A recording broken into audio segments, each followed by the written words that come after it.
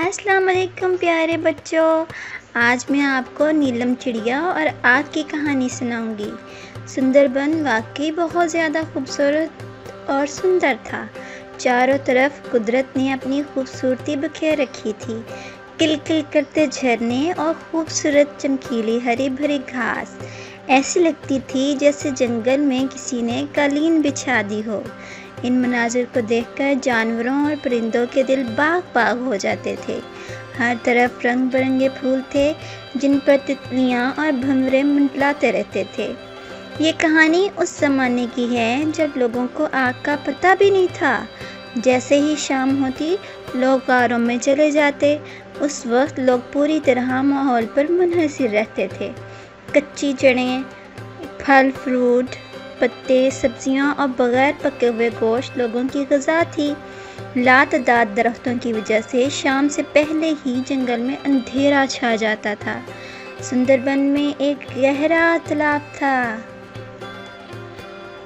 जिसका पानी जानवरों और परिंदों के पीने के काम आता था। इसी तालाब के किनारे एक पीपल का दरख्त था जिस पर नीलम चिड़िया अपना घोंसला बनाकर रहती थी। सभी जानवर इसी तालाब पर पानी पीने आते थे, इसलिए नीलम चिड़िया से सभी जानवरों की दोस्ती हो गई। नीलम चिड़िया की एक आदत सभी जानवरों को बहुत अच्छी लगती थी। वो थी इसकी दूसरों की मदद करने की आदत। कोई परेशानी में हो वो फ़ौरन वहाँ पहुँच जाती थी। कोई शिकारी जंगल में आ जाता तो वो उड़ते हुए ज़ोर ज़ोर से चीं चीं की आवाज़ें बुलंद करती कि सभी जानवर समझ जाते कि कोई ख़तरा है और वो अपनी हिफाजत करने लगते।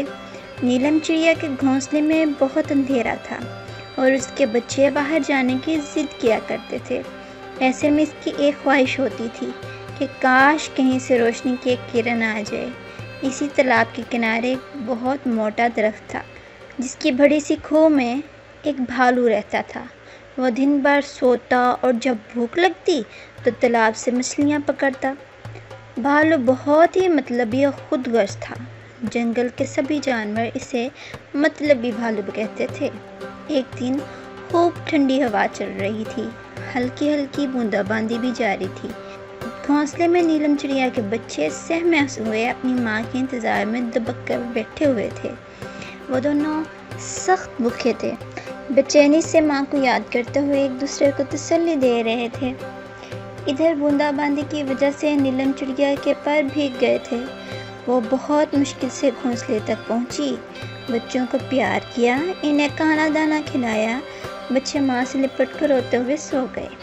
अभी रात का पहला ही पहर गुजरा था कि नीलम चिड़िया को पके हुए खाने की खुशबू आने लगी। उसने अपनी गर्दन घोंसले से बाहर निकालकर इधर उधर का जायज़ा लिया तो वह हैरान रह गई कि भालू की खोह में ढेर सारी लकड़ियाँ रखी हुई हैं और आग जल रही है और वह मज़े ले लेकर मछलियाँ भूनकर खा रहा है। नीलम चिड़िया को रोशनी देखकर बड़ी खुशी हुई। वह भालू के पास आई और उसको पानी और रोशनी की मुबारकबाद दी और बोली, भालू भैया तुम्हारे पास तो ढेर सारी लकड़ियाँ हैं, एक मुझे भी दे दो। मैं अपने घर में रोशनी कर लूँगी और खाना भी पका लूँगी। मतलबी भालू ने नीलम चिड़िया को डांट कर वहाँ से भगा दिया। रात भर नीलम सो न सकी। वो सोचती रही कि सारी दुनिया अंधेरे में डूबी हुई है।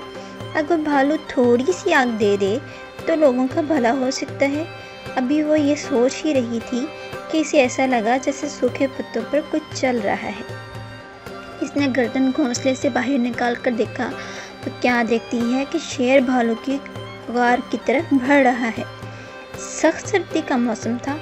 दरख्त की खोह में आग की गर्मी की वजह से भालू बहुत गहरी नींद सोया हुआ था। तभी ही नीलम चिड़िया ने चीं चीं चीं का शोर मचा दिया। नीलम चिड़िया की चीख सुनकर भालू नींद से जाग गया। इसके शोर से भालू ही नहीं बल्कि दूसरे जानवर भी जाग उठे और नीलम के घोंसले की तरफ बढ़ने लगे। इतने सारे जानवरों को देखकर शेर फौरन डर कर वहाँ से रफू चक्कर हो गया। सभी जानवरों ने नीलम को खूब तारीफ की। مطلبی بھالو کو جب حقیقت سمجھ میں آئی تو شرمندگی سے اس کا سر جھک گیا۔ اس نے دوسرے دن نیلم چڑیا کو کئی لکڑیاں دیں اور کہا کہ بہن مجھے معاف کر دو، اگر تم نہ ہوتی تو شیر تو مجھے کب کا کھا چکا ہوتا۔ اگر آج میں زندہ بچا ہوں تو وہ تمہاری ہوشیاری کی وجہ سے۔ لو یہ لکڑیاں آگ جلا کر اپنے گھر میں روشنی بھی کر لو اور کھانا بھی پکا لو۔ اور ہاں نیلم بہن، تمہارا بہت بہت شکریہ۔ نیلم چڑیا نے کہا کہ بھالو بھائی، شکریہ کی کوئی بات نہیں، ایک دوسرے کی مدد کرنے میں ہی سچی خوشی کا راز پوشیدہ ہے۔ یہ تو میرا فرض تھا کہ میں تمہیں باخبر کروں، میں تمہارے کسی کام آ سکی، یہی میرے لیے بڑا اعزاز ہے۔ بھالو بہت شرمندہ ہوا اور اس دن کے بعد جنگل کے سبھی جانوروں کے ساتھ مل جل کر رہنے لگا، اور اپنے غار میں سے اس نے چند جلتی ہوئی لکڑیاں نیلم چڑیا کو دے دیں۔